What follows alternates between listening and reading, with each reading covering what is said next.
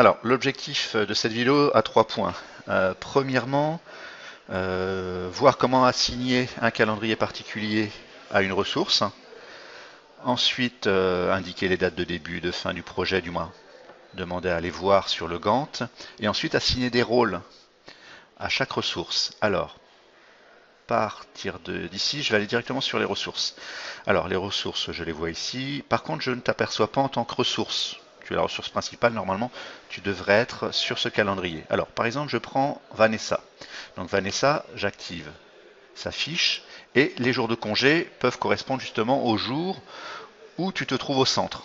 Alors, par exemple, je vais mettre, voilà, par exemple, tu es au centre du 20 non pas au 25, puisque pas le samedi, au 24. Et j'ai juste à ajouter. Et ça va être exactement la même chose à reproduire pour les autres semaines où tu seras au centre et non compris sur le projet. Donc voilà une première chose. La deuxième chose, c'est indiquer les dates de début et de fin du projet. Donc dans les préférences du diagramme de Gantt, pour ces propriétés, il faut simplement le valider ici pour les voir. Et dernière chose concernant les rôles de chaque ressource. Donc, pour les rôles, il suffit de retourner ici dans les paramètres du projet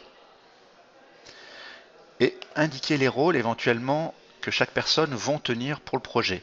En clair, si je souhaitais ajouter un rôle qu'est-ce que je pourrais indiquer je sais pas, chef de projet, par exemple, si j'avais un chef de projet, j'aurais juste à l'ajouter. Si j'avais besoin d'un peintre, je mettrais peintre, par exemple. Mince. Voilà, et j'ajouterai. Et ensuite, les rôles seront à assigner sur chaque ressource. Exemple, je vais sur Vanessa par exemple, j'active Vanessa et je indique que son rôle finalement, elle est chef de projet. Voilà. Et j'ai simplement à valider. L'intérêt de ces rôles, c'est qu'ils peuvent ensuite apparaître directement sur le Gantt. Voilà.